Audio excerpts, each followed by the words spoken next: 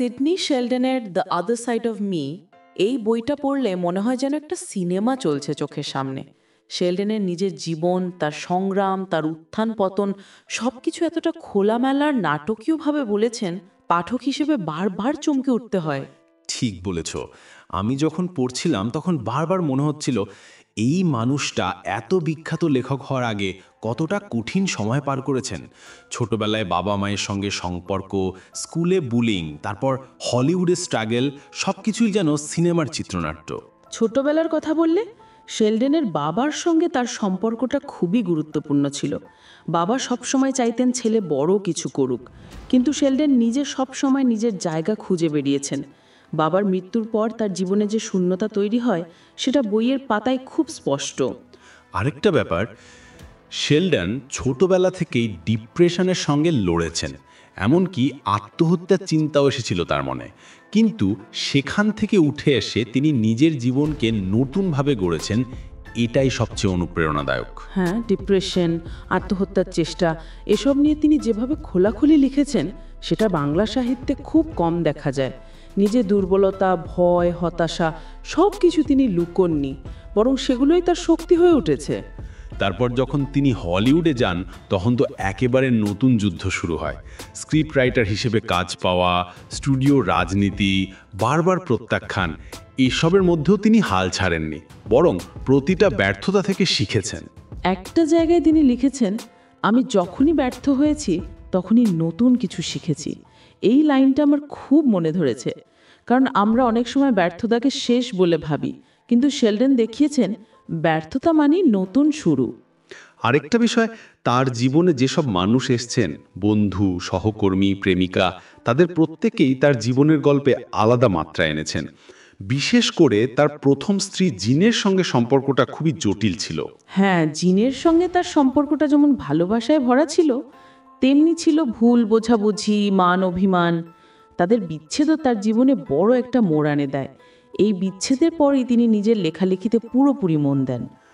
তারপর তো television script writer হিসেবে তার কেরিয়ার শুরু হয়। আই ড্রিম অফ জিনি সিরিজটা তো এখনও ক্লাসিক, কিন্তু এই জায়গায় আসতে তাকে কতটা সংগ্রাম করতে হয়েছে সেটা বই না পড়লে বোঝা যায় না। শেলডন বলেছিলেন, আমি যখন প্রথম টিভি স্ক্রিপ্ট লিখি তখন কেউ আমাকে গুরুত্ব দেয়নি, সবাই বলতো তুমি পারবে না, কিন্তু আমি জানতাম আমি পারবো। এই আত্মবিশ্বাসটাই তাকে আলাদা করেছে। আরেকটা ব্যাপার, তিনি কখনোই নিজের সীমাবদ্ধতাকে অজুহাত বানাননি, বরং প্রতিটা সীমাবদ্ধতাকে চ্যালেঞ্জ হিসেবে নিয়েছেন। যেমন যখন তার স্ক্রিপ্ট বারবার বাতিল হচ্ছিল, তখন তিনি নতুনভাবে ভাবতে শুরু করেন। ঠিক, আর এখানেই আসে তার লেখক হয়ে ওঠার গল্প। প্রথম উপন্যাস দ্য নেকেড ফেস যখন প্রকাশিত হয় তখন তিনি প্রায় 40-এর কোঠায়। এত দেরিতে শুরু করেও তিনি বিশ্বসেরা থ্রিলার লেখক হয়ে উঠেছেন। দ্য নেকেড ফেস তো প্রথমেই এডগার অ্যাওয়ার্ডের জন্য নমিনেটেড হয়েছিল। তারপর master of the game, if tomorrow comes, একটার পর একটা বেস্টসেলার। কিন্তু এই সাফল্যের পেছনে যে কতটা পরিশ্রম, কত রাত জেগে লেখা, সেটা বইয়ে খুব স্পষ্ট। একটা জায়গায় তিনি লিখেছেন, আমি প্রতিদিন সকাল 6টায় উঠে লিখতাম, কখনো কখনো টানা 12 ঘন্টা লিখেছি। এই ডেডিকেশন, এই পরিশ্রম, এটাই শেলডনের সাফল্যের রহস্য। আরেকটা বিষয়, তিনি কখনোই নিজের অন্ধকার দিকগুলো লুকাননি। যেমন তার দ্বিতীয় স্ত্রীর সঙ্গে সম্পর্ক, তার সন্তানের মৃত্যু, এসব নিয়েও তিনি লিখেছেন।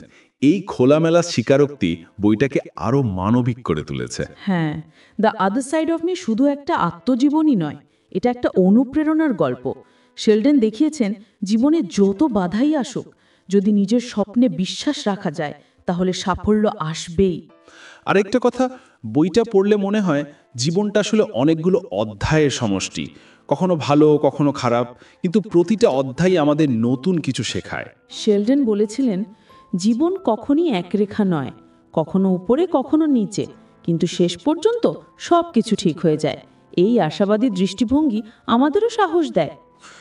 তুমি কি মনে করো যে যারা এখনো বইটা পড়েনি তাদের জন্য সবচেয়ে গুরুত্বপূর্ণ শিক্ষা কি? আমার মনে হয় সবচেয়ে বড় শিক্ষা, কখনো হাল ছেড়ে দেওয়া যাবে না। যত কঠিনই হোক সামনে এগিয়ে যেতে হবে। ব্যর্থতা আসবেই, কিন্তু সেটাই শেষ নয়। আরেকটা বিষয়, নিজের দুর্বলতাকে স্বীকার করা কোনো লজ্জার নয়, বরং সেটাই আমাদের শক্তি হতে পারে।